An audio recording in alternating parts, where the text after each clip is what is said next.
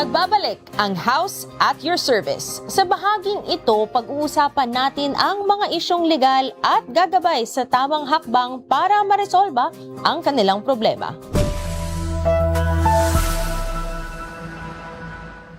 Dumulog sa House at Your Service ang isang ina para ireklamo ang kanyang asawa na bigla na lamang umalis sa kanilang tahanan at hindi na nagbibigay ng sustento para sa kanilang mga anak. Para sa mga detalye ng kanyang reklamo, makakausap natin via Zoom si Lourdes Larita. Magandang araw, Nanay Lourdes. Magandang araw po, ma'am. So meron lang kaming katanungan dito sa sitwasyon nyo, no? Tama po ba na ang nangyari sa inyo ay iniwan kayo ng asawa ninyo? Na ilang taon na po kayo magkasama?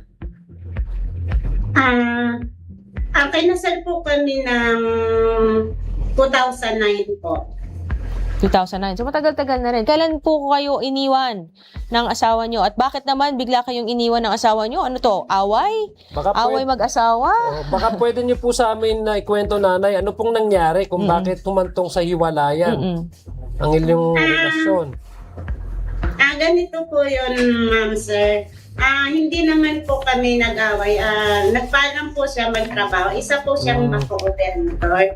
Tapos po, hindi na po siya nagparamdam. Umalis po siya sa amin since pandemic pa po, 2019. Sa pandemic. Para na-ghosting itong si nanay. Bigla na lang nawala. Po siyang nawala at hindi na ho siya sa iyo nagparamdam?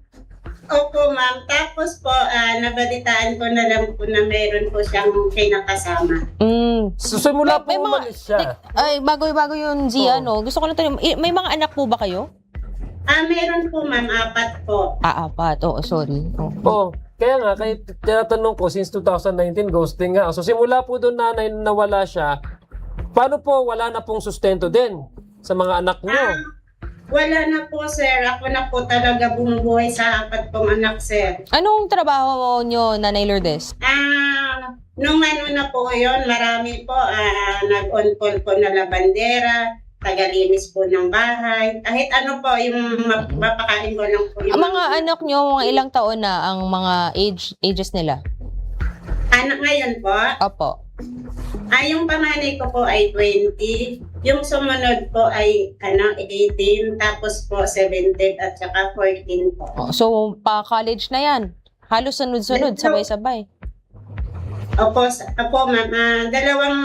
Isang college po, yung isa po, yung nag-stop po siya ngayon. Ayun, kasi nga mahirap kung si nanay lang. Kanina po na-mention nyo, may kinakasamang iba, nalaman nyo. Paano nyo naman, kung hindi nagparamdam si Mister, paano nyo nalaman na biglang, may iba nang kinakasama? Nakita nyo ba sa Facebook post? O paano nyo na? Opo, ma'am. At saka yung nagchat-chat po sila sa anak ko. Tapos po tinago sa akin ng anak ko dahil natatakot po sila na baka hindi ko daw po makayanan, hindi ko daw po matanggap. So, kinukwento nitong mister na to na meron na siyang iba sa mga anak nyo? Yung hindi po yung papa po nilang nagkwento, yung babae po ang nagchat-chat. Ay, yung babae mismo? Opo, pinirent po yung mga anak ko, tapos po nilihim ng mga anak ko po. Anong sinasabi nitong babae na to? Na na bigla na niya sinabi, kasama ko ang tatay niyo, ganon. Tapos, since alam naman pala, wala pa rin paramdam etong si mister sa inyo? Sinubukan niyo po ba, Nanay Lourdes, na kausapin siya? Si mister? Bakit anong rason na bigla siyang nawala at anong rason kung bakit iniwan niya ang kanyang responsibilidad sa inyo at sa inyong mga anak bilang ama? Last year po, nagkaroon po kami ng contact, 2024 po. Nagparamdam po siya na, umamin po siya na na may anak na daw po siya na sa ibang babae po. Oo. So bigla siya nagparamdam ng ganon at anong pinahiwatig niya? Hindi na siya babalik, hindi na siya magsusuporta. Sabi po niya, magsusuporta po. Puro lang naman po siyang pangako, pero hindi po natinutupad. At meron kang 4 na anak na pa-college. Ang alam po namin, Nanay, totoo po ba na may isa sa mga anak nyo na hindi pa pirmado ang birth certificate? Yes, ma'am. Ito pong si James Lawrence Maganding po. ano po kasi, yung nakuha ko pong birth certificate dun sa record sa hospital, mali-mali po yung mali-mali po yung spelling at saka yung pangalan po ng ama. So, Kasi pinakorek po, nyo. Opo, ma'am. Kasi po, hindi po siya matanggap sa scholarship, Oo. ma'am. Ilang taon? Ito yung pangalawa? Pangalawa niyong anak? Panganay po, ma'am. Ito yung sinabi yung nagtutumigil sa eskwela. Opo, ma'am. Nag-stop po siya Yun ngayon. kasi, Zia, ang problema pagdating sa birth certificate, meron kasing proseso yan, no, na pwedeng i-correct. Pero, ang sa mga schools, pag mga scholarship, kahit hindi scholarship, kailangan ng birth certificate, di ba? Kahit nasa kahit anong galawan, kailangan ng birth certificate at kailangan nandun. True lahat, di ba? At ang problema, kapag walang nakapirma na tatay or kaya nanay, kung sino mang magulang doon, ay usually hindi na consider yon as valid. Kaya mahihirapan ang mga galawan. Scholarship, no? Oo, Mix. oo. Kasi scholar nga po yung anak nyo, no? Nanay, no? May scholarship grant na po siya, no? Kaya kailangan yung i-rectify o i-correct yung kanyang birth certificate. So, kailangan din upirmahan ito ni tatay. Tama po ba? Opo, sir. Kaya lang po, na-process naman po, pero po, 4 na kopya po yun, sir. Yung 2 po, napadala na po namin dun sa barangay Tingloy po. Nabalik naman po. Pero po ngayon, yung 2 kopya po, hindi na po naibalik. Kaya hindi po ma-process yung scholarship niya po ngayong January po. Hindi mabalik dahil ayaw ibalik. Sinong ayaw bumalik? Ang barangay or ang si mister? Yung birth certificate po, hindi pa po nabalik sa anak ko po. Kasi ang dahilan niya po, wala daw siyang pera. Wala daw po siyang pera pang notary po. Etong si mister? Opo, ma'am. So, hindi talaga niya binabalik dahil walang pang notary. Pero meron siyang kinakasamang iba. Oo. Nakapagreklamo na ba kayo sa barangay or sa police, nanay? Opo, ma'am, nakapagreklamo po ako. Meron din kayong mga ebidensya naman na syempre kung ganitong sitwasyon kasi na no, yung mga ganito na syempre kailangan mo nang sabihin sa tatay kung mag-legal means ka minsan or sa police na kailangan niyang isign yan, kailangan nilang tingnan siya ba talaga ang tatay. Diba? Yun yung pinakaunang titingnan eh. May ebidensya naman po kayo nun. Na siya po yung ama, ma'am? Siya ang ama at ayaw niya talagang ibalik ang oo. May ebidensya po ako na siya po talagang ama ng anak ko. Magkasal naman din sila eh. So, syempre may automatic na dahil kasal po kayo, pakita nyo lang yung marriage license yun. Hindi naman sila naghiwalay sa ilalim sa mata ng batas natin. Automatic naman yun yung gagawin na tatay. So, ano ba talagang gusto nyong mangyari ngayon, nanay? Gusto niyo ba kasampahan siya ng kaso or magkaroon ng legal na aksyon?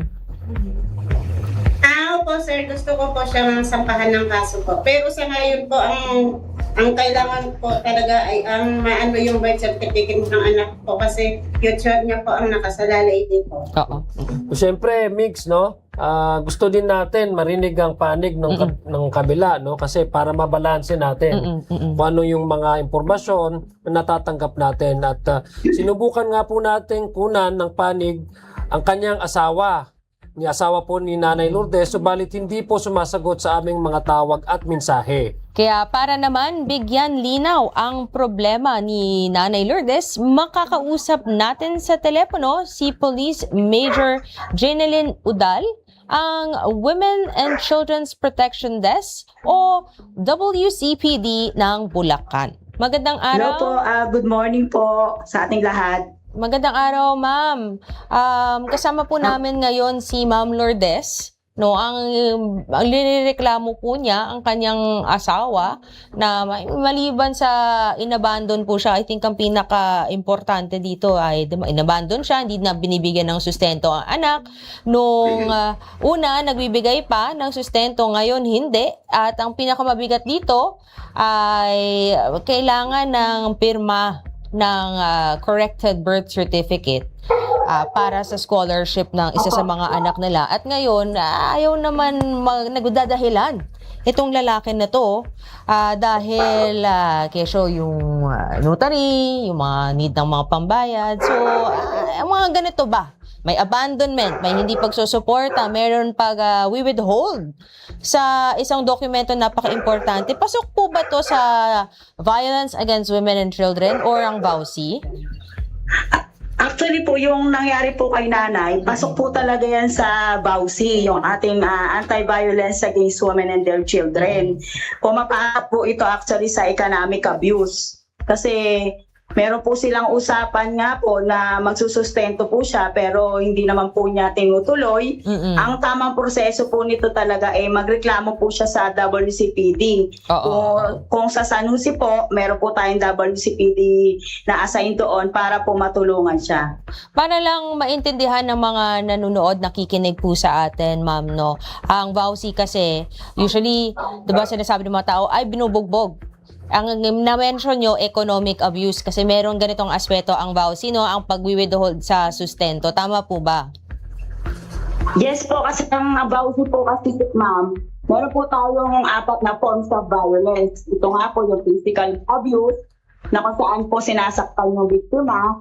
Meron po tayong sexual abuse, yung sexual abuse ng mga kababaihan. Diba po, pinipilit siyang magkaroon sila ng sexual intercourse kahit sila mag-asawa pero hindi siya sa angayon dito, malamang may nararamdaman. So, maaari din po siyang magreklamo.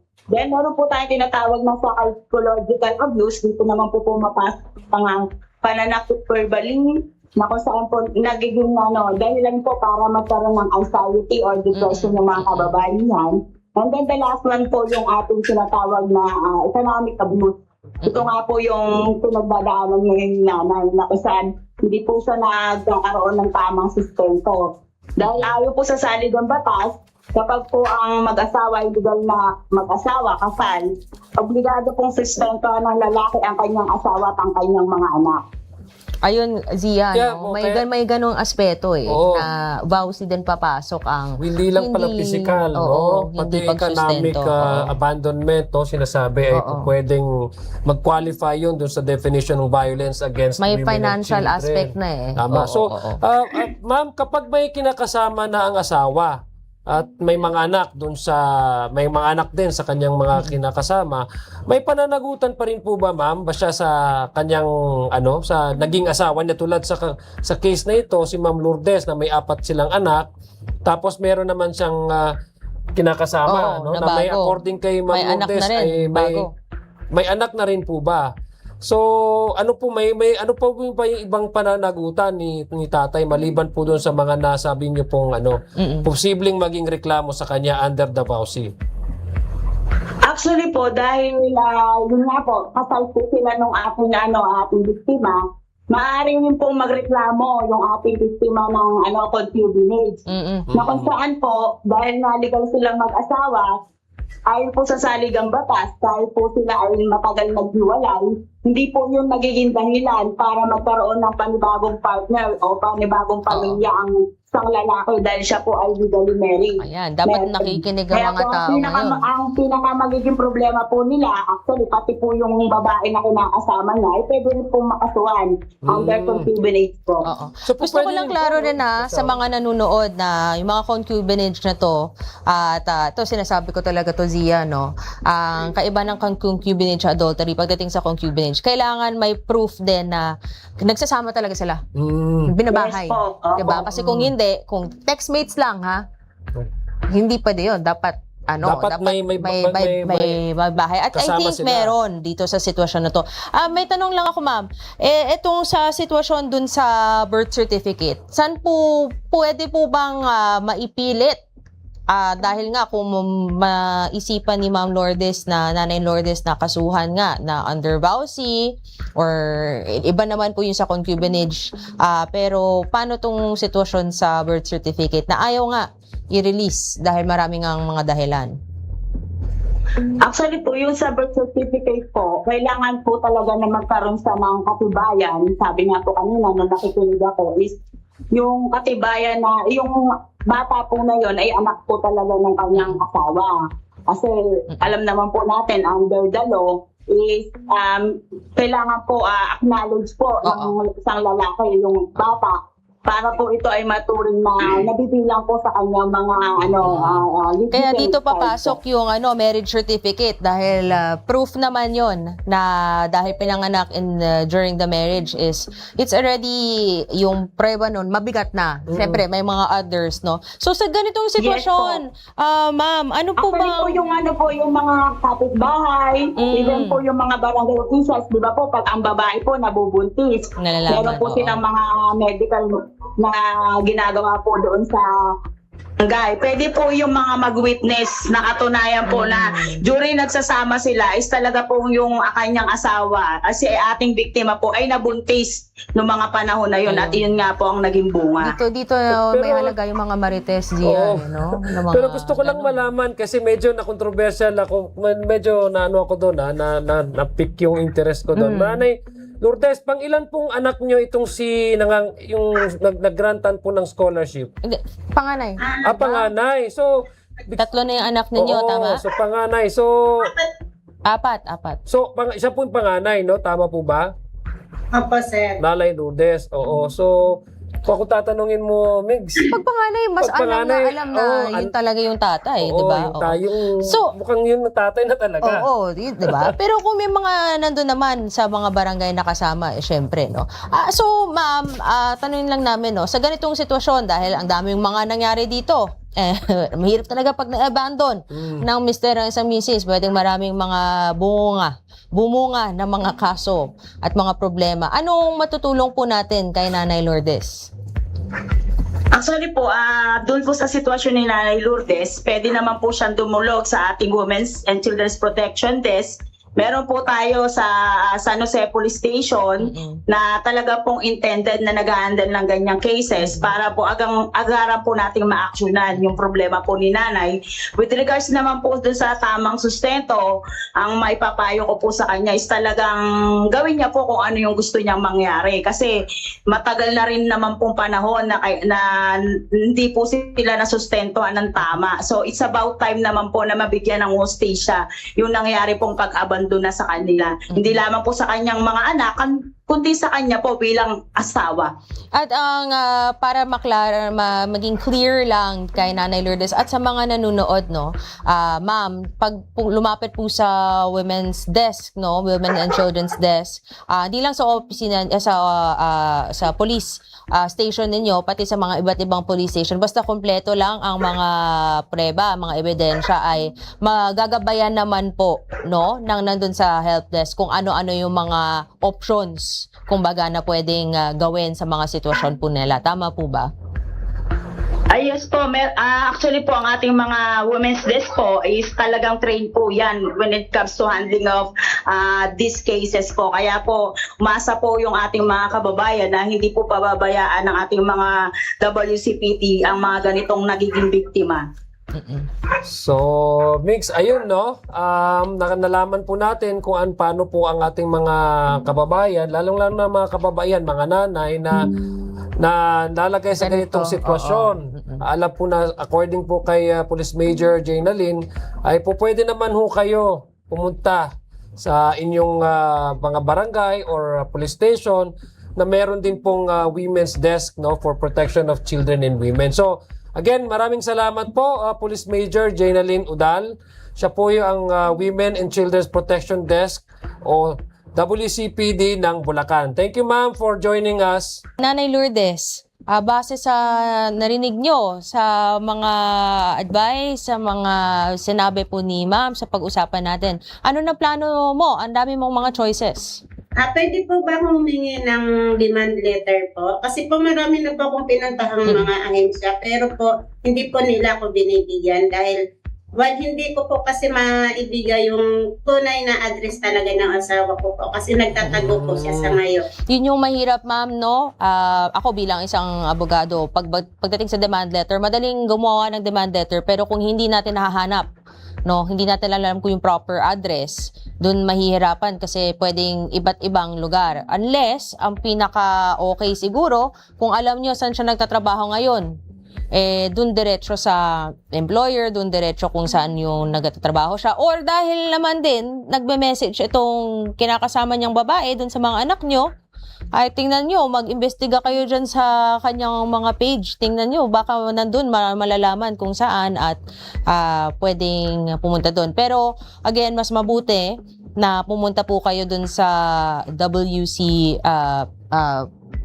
Women's Desk, WCPD ng Bulacan para mas magabayan kayo. Pero huwag kayong mag-alala dahil sasamahan din naman po kayo ng staff ng House at Your Service dito para mas matulungan at masigurado natin na pagkatapos ng usapan natin ngayon ay talaga guided kayo at hindi basta-basta kung saan na lang kayo ibabato. No? Kaya yon, maraming salamat. Ma'am Lourdes, Nanay Lourdes, sa inyong pagtitiwala sa House at Your Service. At abangan ang ating pagtalakay sa House Bill na inihain ngayong 20th Congress na inaasahang malaking tulong para sa ating mga kababayang nagtitinda sa kalsada.